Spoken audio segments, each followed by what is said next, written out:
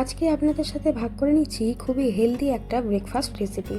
এই রেসিপিটা আমার বোনের, আমি ওর কাছ থেকে দেখে শিখেছি। এখানে দেখুন আমি গাজর, আলু আর ওই ক্যাপসিকাম কেটে রেখেছি। তার সাথে রয়েছে পেঁয়াজ ও টমেটো আর রয়েছে পনির।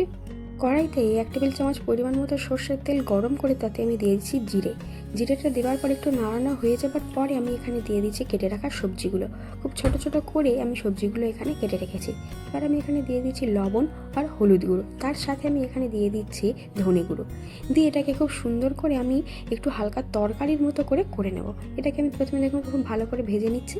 এরপরে আমি এখানে দিয়ে দিচ্ছি খুব সামান্য পরিমাণে জল, যাতে এটা শুধুমাত্র সেদ্ধ হয় আর হালকাটা মাখা মাখা মতো তরকারি হয়। ঠিক সেই পরিমাণে আমি এখানে জলটা দিয়েছি। দিয়ে এটাকে সিদ্ধ হতে দেব। তরকারিটা মোটামুটি প্রায় সিদ্ধ হয়ে এসেছে। এবার এই সময় আমি এখানে দিয়ে দিচ্ছি ছোট ছোট করে কেটে রাখা পনিরগুলো। এই পনিরগুলো আমি বাড়িতেই তৈরি করেছি। এবার আবার এটা ঢাকা দিয়ে আমি খুব ভালো করে রান্না হতে দেবো। এখানে দেখুন আমার তরকারিটা হয়ে গিয়েছে, একদমই জল নেই, জাস্ট হালকা মাখা মাখা মতো হয়েছে আর একদমই জল নেই। এরকমভাবে কিন্তু তরকারিটা আপনাদেরকে করতে হবে। এখানে একটা চাটুর উপর আমি নর্মাল একটা ব্রেডের স্লাইস দিয়েছি। আপনারা যদি বা চান এখানে কিন্তু যে কোনো রকমের ব্রেডই ব্যবহার করতে পারেন। প্রথমে আমি এখানে দিয়ে দিয়েছি এই তরকারিটা, তার উপরে দিয়েছি পেঁয়াজ ও টমেটো কুচি এবং তার উপরে আমি আরেকটা ব্রেড দিয়ে দিয়েছি। দেওয়ার পর এখানে আমি দিয়ে দিচ্ছি বাটারটা দিয়ে এটাকে আমি উল্টোভাবে সেঁকে নেব।